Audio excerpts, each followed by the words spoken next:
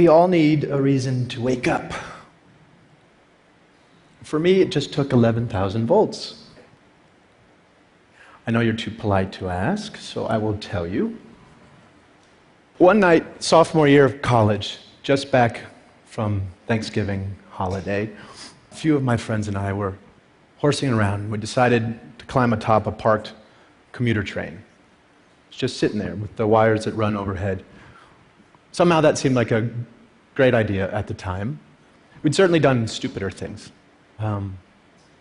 I scurried up the ladder on the back, and when I stood up, the electrical current entered my arm, blew down and out my feet, and that was that.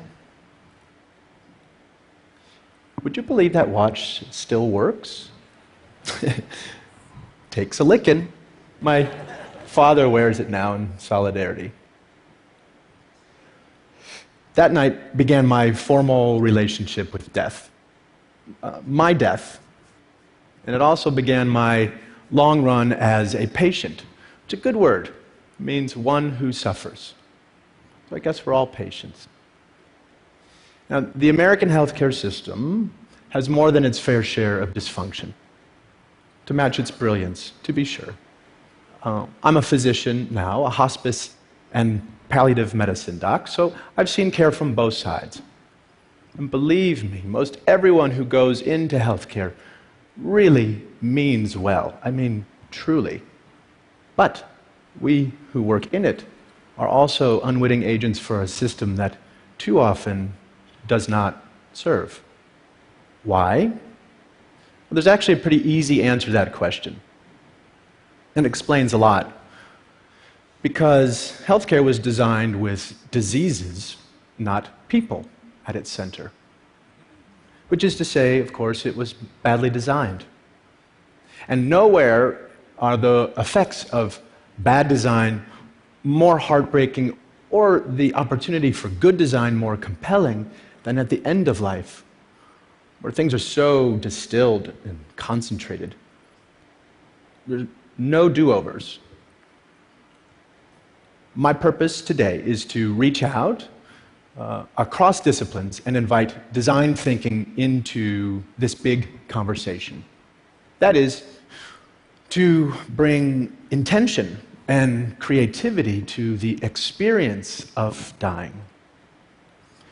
We have a monumental opportunity in front of us before a universal, one of the few universal issues, as individuals as well as a civil society, to rethink and redesign how it is we die. So, let's begin at the end. For most people, the scariest thing about death isn't being dead, it's dying, suffering. It's a key distinction. And to get underneath this, it can be very helpful to tease out suffering which is necessary, as it is, from suffering we can change. The former is a natural, essential part of life, part of the deal. And to this we are called to make space, adjust, grow. It can be really good to realize forces larger than ourselves. They bring proportionality, like a cosmic right-sizing. After my limbs were gone, that loss, for example, became fact, fixed, necessarily part of my life.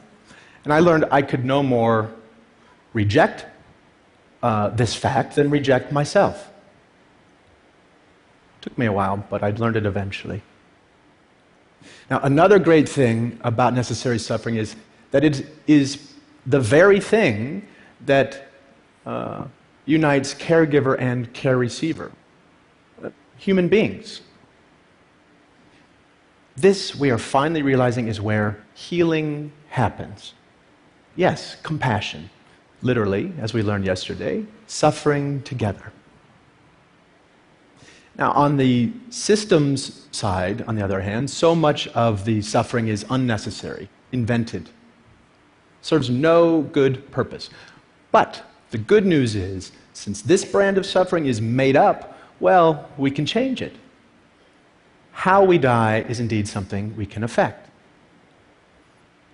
Now, making the system sensitive to this fundamental distinction between necessary and unnecessary suffering gives us our first of 3 design cues for the day.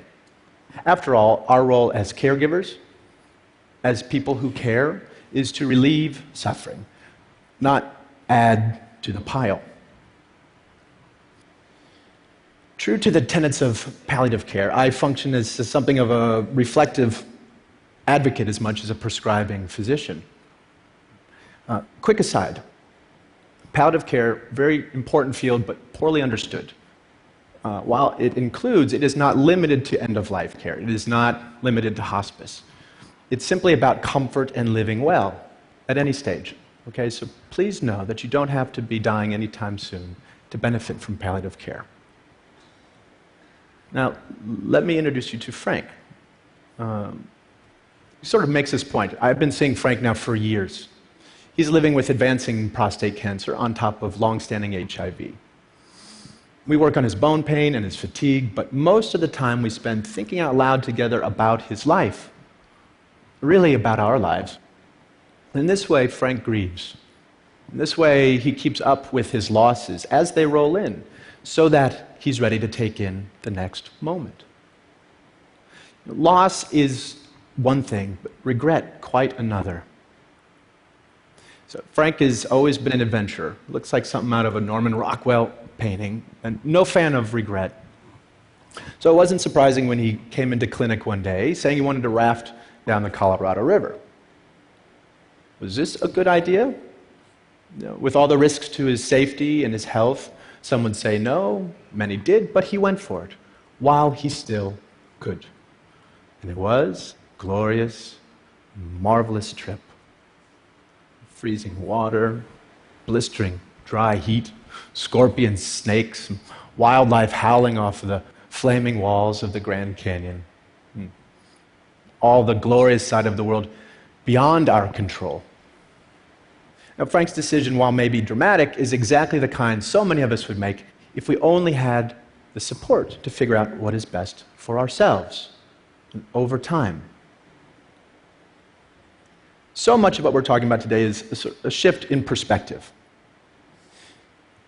After my accident, when I went back to college, I changed my major to art history.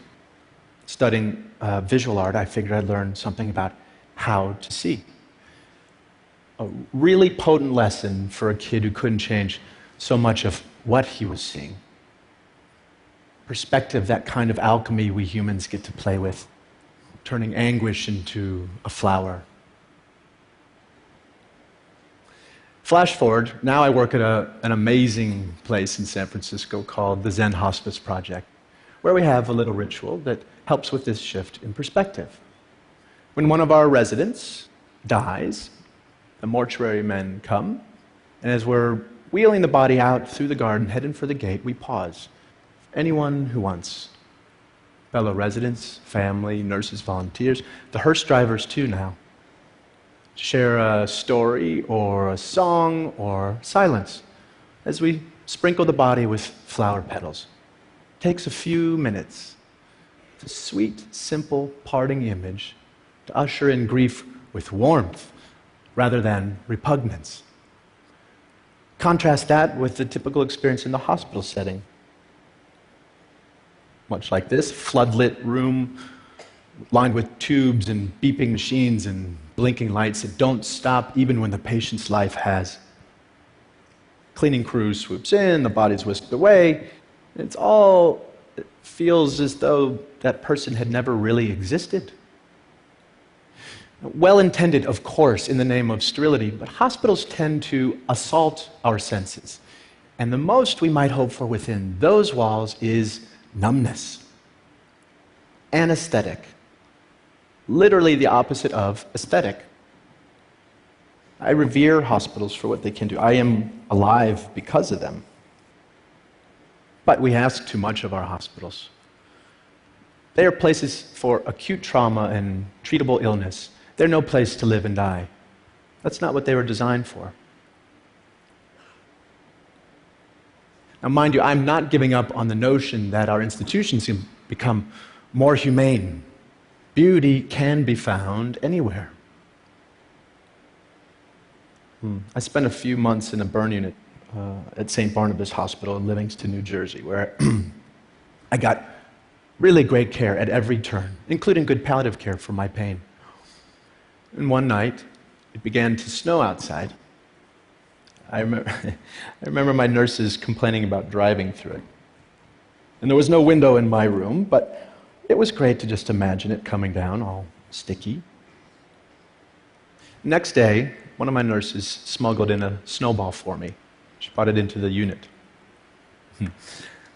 I cannot tell you the rapture I felt holding that in my hand. The coldness dripping onto my burning skin, the miracle of it all, the fascination as I watched it melt and turn into water. In that moment, just being any part of this planet in this universe mattered more to me than whether I lived or died. That little snowball packed all the inspiration I needed to both try to live and be okay if I did not. In a hospital, that's a stolen moment.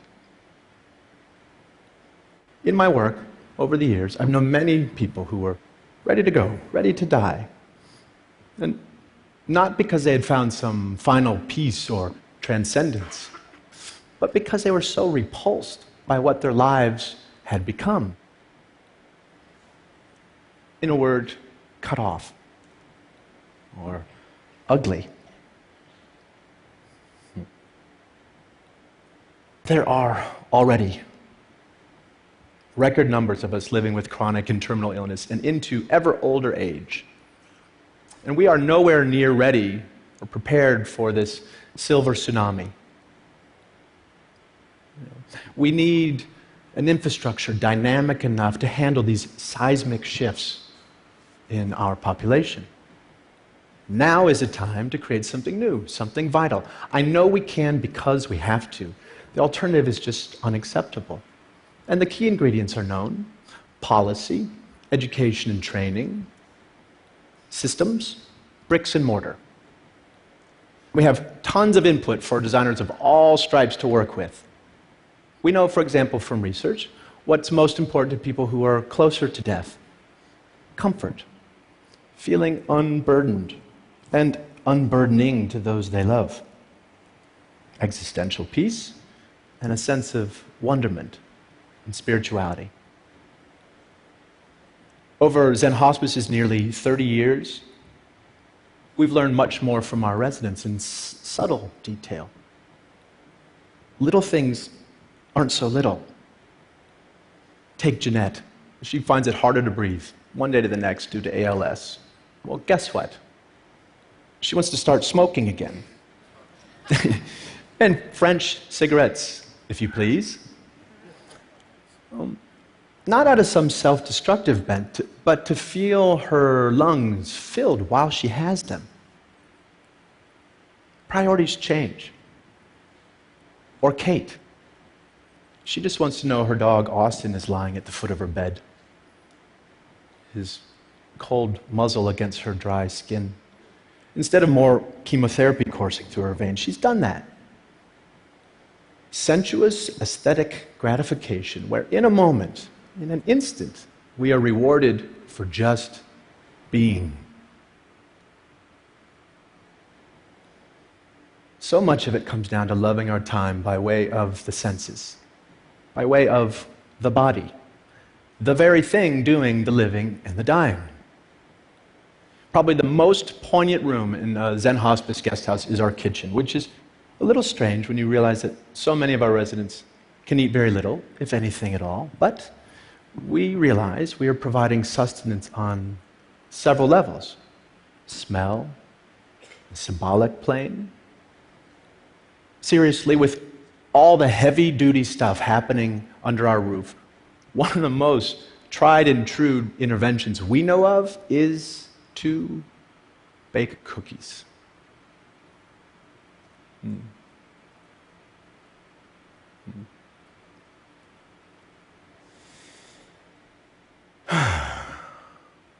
As long as we have our senses, even just one, we have at least the possibility of accessing what makes us feel human, connected. Imagine the ripples of this notion for the millions of people living and dying with dementia. Primal sensorial delights that say the things we don't have words for, impulses that make us stay present, no need for a past or a future. So, if teasing unnecessary suffering out of the system was our first design cue, then tending to dignity by way of the senses, by way of the body, the aesthetic realm is design cue number 2. Now, this gets us quickly to the third and final bit for today. Namely, we need to lift our sights, to set our sights on well-being. So that life can become, and health care can become about making life more wonderful rather than just less horrible. Beneficence. Here, this gets right at the distinction between a disease-centered and a patient or human-centered model of care. And here is where caring becomes a creative, generative, even playful act. Play may sound like a funny word here, but it's also one of our highest forms of adaptation. Consider every major compulsory effort it takes to be human.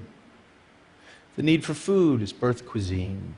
The need for shelter has given rise to architecture. The need for cover, fashion. And for being subjected to the clock, well, we invented music. So, since dying is a necessary part of life, what might we create with this fact? By play, I am in no way suggesting that we take a light approach to dying or that we mandate any particular way of dying. There are mountains of sorrow that cannot move, and one way or another, we will all kneel there. Rather, I am asking we make space, physical, psychic room, to allow life to play itself all the way out, so that rather than just getting out of the way, aging and dying can become a process of crescendo through to the end. We can't solve for death. I know some of you are working on this. Meanwhile, we can design towards it. Now, parts of me died early on, and that's something we can all say one way or another. I got to redesign my life around this fact, and I tell you, it has been a liberation to realize you can always find a shock of beauty or meaning in what life you have left. Like that snowball, lasting for a perfect moment, all the while melting away. If we love such moments ferociously, then maybe we can learn to live well, not in spite of death, but because of it. Let death be what takes us, not lack of imagination. Thank you.